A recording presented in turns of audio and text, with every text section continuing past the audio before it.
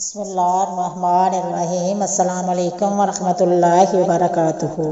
دنیا میں ایک ایسی قوم بھی گزری ہے جس قوم نے نہایت بدکاری کا راستہ اختیار کیا۔ وہ ایک ایسے کام میں مبتلا ہوئے کہ جس کی مثال اس سے پہلے تاریخی انسان میں نہیں ملتی تھی۔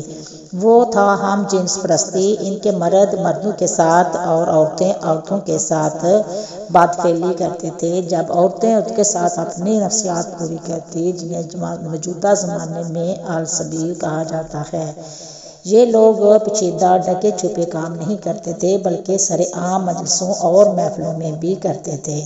اس آبادی کو خوشحالی دیکھ کر لوگ تجارت وغیرہ کی غرض سے یہاں آیا کرتے اور یہ لوگ انہیں دھوکے بازی کے ساتھ لوٹ لیتے۔ اگر وہ خوبصورت اور کم سن ہوتا تو اس سے بات پھیلی کا بھی ارتکاب کرتے۔ یہ قوم تھی لوط کی۔ حضرت لوط کی قوم جیسے قوم لوط سدوم کے نام سے بھی یاد کیا جاتا ہے۔ اس قوم کے گناہ اتنے بڑے تھے کہ اللہ تعالیٰ نے اس بستی کا نام و نشان تک اس دنیا سے مٹا دیا۔ حضرت لوط علیہ السلام حضرت ابراہیم علیہ السلام کے بھتیجے تھے۔ جب حضرت ابراہیم علیہ السلام اپنی بیوی حضرت سارہ کے ساتھ مصر پہنچے تو حضرت لوط بھی آپ کے ساتھ تھے۔ مصر کے فرعونوں نے آپ دونوں کو بھی تحاشا توفوں اور مویشیوں کے ریوڑ سے نوازا۔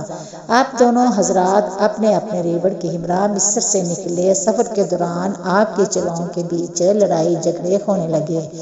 چنانچہ حضرت ابراہیم اور حضرت لوط بے خوشی رضا الگ الگ سمتوں میں روانہ ہوئے۔ حضرت ابراہیم نے فلسطین کی راہ لی۔ حضرت لوط اپنے مکتوں کی خوشحال ترین بستی سدوم کی طرف روانہ ہو گئے۔ لوط کے مسکن شہر سدوم اور عمورہ بحر مردار کے ساحل پر واقع تھے اور قریش مکہ اپنے شام کے سفر میں برابر اسی راستے سے آتے جاتے تھے۔ اردن اور بیت المقدس کے درمیان مقام سدوم کے لوگوں کے ہدایت کے لیے حضرت لوط کو مبعوث فرمایا۔ یہ علاقہ 5 بڑے شہروں پر مشتمل تھا اور سدوم ان شہروں کا دارالحکومت اور مرکز سمجھا جاتا تھا۔ یہ زمین سرسبز شاداب تھی اور ہر طرح کے غلے اور پھلوں کی کثرت تھی۔ بیت المقدس اور نہران اردن کے درمیان آج بھی یہ خطہ زمین بحر لوط یا بحرمیت کے نام سے موسوم ہے۔ اس کی زمین سطح سمندر سے بہت زیادہ گہرائی میں ہے۔ اس کے ایک خاص حصہ پر ایک دریا کی صورت میں ایک عجیب قسم کا پانی موجود ہے جس میں کوئی بھی جاندار مچھلی مینڈک وغیرہ زندہ نہیں رہ سکتا، اس لیے اس کو بحر میت بولتے ہیں۔ یہی مقام سدوم کو بتلایا جاتا ہے۔ آپ نے یہی رہائش اختیار کی اور یہاں کے بگڑے ہوئے لوگوں میں دین کی تبلیغ شروع کی۔ آپ انہیں سمجھاتے کہ تم جس طرح کے ذلیل عمل کرتے ہو وہ تم سے پہلے دنیا کی کسی قوم نے نہیں کیا۔ اب بھی وقت ہے کہ خدا کے بتائے ہوئے احکامات پر عمل کرو ورنہ اللہ کے بھیجے ہوئے عذاب کا نشانہ بنو گے۔ لیکن یہ لوگ اپنی مستی میں اس قدر مشغول ہو گئے کہ حق اور صداقت پر مبنی باتیں بھی ان سے برداشت نہ ہوتی تھیں۔ ان کی محفلوں اور تنہائیوں کا محور صرف ایک ہی عمل تھا، وہ تھی فاحش حرکات اور فحش گوئی، وہ بھی اپنے ہم جنسوں کے ساتھ۔ جب یہاں کے مردوں نے عورتوں سے تسکین حاصل کرنا چھوڑ دیا تو یہاں کی عورتیں بھی اپنی نفسیات پوری کرنے کے لیے عورتوں کے ذریعے ہی کرنے لگیں۔ حضرت لوط کی تبلیغ کا جواب میں یہ ڈٹائی سے کہا کرتے کہ ہاں ہم برے لوگ ہیں اور بات پھیلی کرتے ہیں، مگر تم تو پاک ہو، تمہارا اس بستی میں کیا کام؟ اور اگر تو سچا ہے تو وہ عذاب لا کر دکھا جس سے آپ دن رات ہمیں ڈرایا کرتے ہو۔ حضرت لوط کی بیوی بعض مورخین ان کا نام وائلہ بتاتے ہیں تو لوط کی بیوی تھی، لیکن اندرونی طور پر اس قوم کی ہم خیال تھے۔ اس سے بدنصیبی کیا ہوگی کہ اللہ پاک کے ایک جلیل قدر پیغمبر کے ساتھ سالوں بسر کرنے کے باوجود اس عورت کو ایمان کی دولت نصیب نہ ہوئی۔ جب اس قوم کے گناہ اپنے عروج پر پہنچ گئے اور بہتری کی کوئی صورت نظر نہ آئی تو اللہ تعالیٰ نے 2 فرشتے ان پر عذاب کی غرض سے بھیجے جو پہلے حضرت ابراہیم علیہ السلام کے پاس پہنچے۔ یہاں آپ کو اولاد کی خوشخبری دی اور بتایا کہ ہم وادی سدوم کو نصب و نبود کی غرض سے یہاں آئے ہیں۔ جب یہ فرشتے خوبصورت نوجوانوں کے روپ میں شہر پہنچے تو ان کی ملاقات حضرت لوط سے ہوئی۔ یہ قوم بد اخلاقی کی تمام حدیں پار کر چکی تھی۔ جب کوئی مسافر یہاں آتا تو یہ سب مل کر اس سے گھیر لیتے۔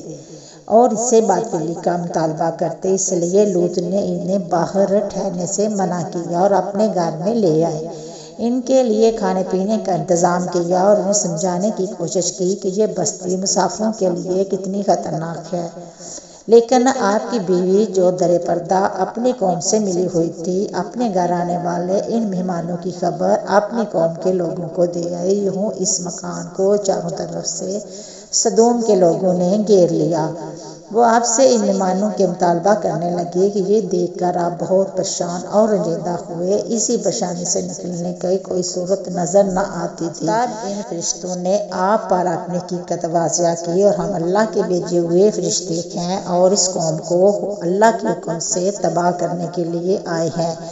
آپ اپنے اہل ویال کے ہمراہ اس بستی سے چلے جائیں، صبح تک یہ بستی فنا ہو جائے گی۔ ان فرشتوں نے وہاں موجود کافروں کو اندھا کر دیا اور حضرت لوط اپنے اہل ویال کے ساتھ بستی سے روانہ ہوئے۔ پھر ان فرشتوں نے اس بستی کو زمین سے اکھاڑ کر دوبارہ زمین پر پٹک دیا اور ان پر پتھروں کی بارش کی۔ حضرت لوط اس بستی کی حدود سے نکل چکے تھے، مگر آپ کی بیوی جو دراصل ان کافروں کے ساتھ تھی، وہ مڑ مڑ کر اپنی قوم کا حال دیکھتی اور کہتی، ہائے میری قوم، ہائے میری قوم۔ چنانچہ وہ بھی ان کنکروں کی بارش کا شکار ہوئی اور اللہ پاک نے اس عورت کو آنے والی نسلوں کے لیے نشان عبرت بنا دیا۔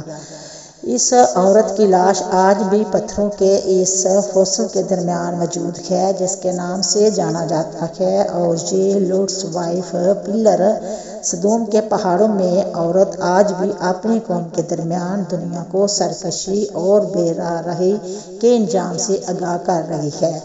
اللہ نے اس گناہگار عورت کا تذکرہ قرآن مجید میں کل 9 مرتبہ بیان فرمایا ہے۔ بے شک لوط بھی رسولوں میں سے تھا۔ اللہ امید کرتی ہوں کہ آپ کو میری ویڈیو پسند آئے گی۔ پسند آئے گا تو شیئر کرنا، سبسکرائب کرنا، اچھے کمنٹ کرنا، دعا میں یاد رکھنا۔ ہم انشاءاللہ ملیں گے نیکسٹ ویڈیو، تب تک اوکے، اللہ حافظ۔